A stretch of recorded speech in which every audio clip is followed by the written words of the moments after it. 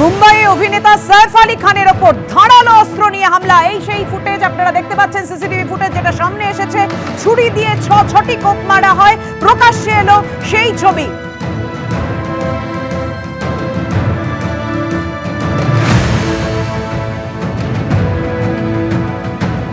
হামলার সময় সৈফ আলী খানের থেকে অভিযুক্ত 1 কোটি চায় পুলিশ সূত্রে এমনই খবর। গভীর রাতে সৈফের মুম্বাইয়ের বাড়িতে ঢুকে ছুরি নিয়ে হামলা চালায় সে।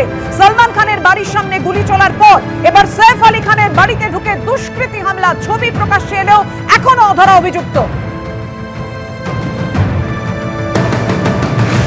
কথা বলবো, আমাদের সঙ্গে রয়েছেন আমাদের প্রতিনিধি गणेश ठाकुर। गणेश जी, ये सवाल उठ रहा है, इतना हाई सिक्योरिटी वाले सैफ के घर में कैसे घुसा वो हमलावर?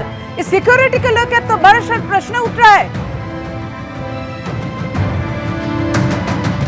जी बिल्कुल, कई सारे सवाल हैं जिस सवाल के जवाब अब इस आरोपी के गिरफ्तार होने के बाद ही सामने आ पाएंगे।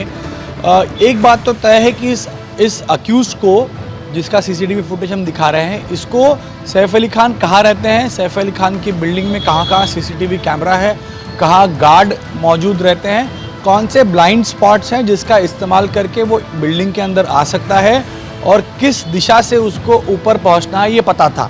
अब या तो ये व्यक्ति वहाँ काम कर चुका होगा या वहाँ पहले कई बार आया हुआ होगा या किसी ने उसको इन्फॉर्मेशन दी है, ये स्पष्ट है।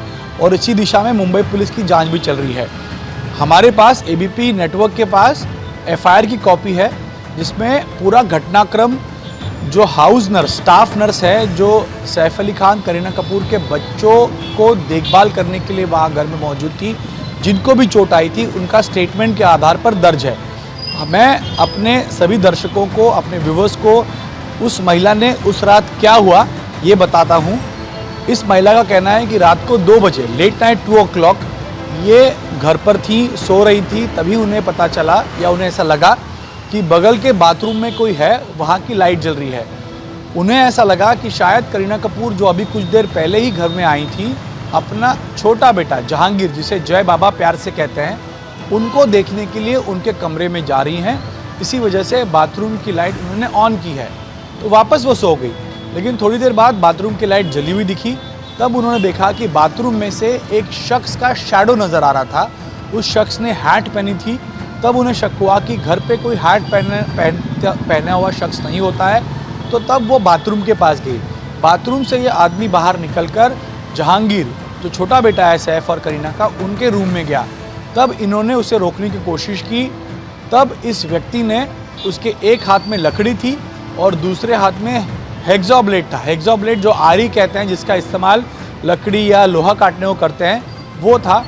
उसी के आधार पे उसने इस महिला को दबोचा, कॉर्नर किया और कहा कि आवाज़ नहीं करना और घर से बाहर जाने की कोशिश नहीं करना। ये देखते हुए जहांगीर के कमरे में जो दूसरी हाउसमेट थी जुनू, वो जगी और उन्होंने आवाज़ करने की कोशिश की, तो उनको भी इसने डराया और ये धमकाया कि अगर आवाज़ करोगी तो मार दूंगा। तब दोनों को इसने कॉर्नर किया। जहांगीर भी उठ गया था, वो भी रोने लगा। तब इन दोनों ने इस व्यक्ति को पूछा कि आपको क्या चाहिए, व्हाट डू यू वांट? तो उसने कहा कि मुझे पैसे चाहिए। इन्होंने पूछा कितने चाहिए, तो उसने कहा 1 crore।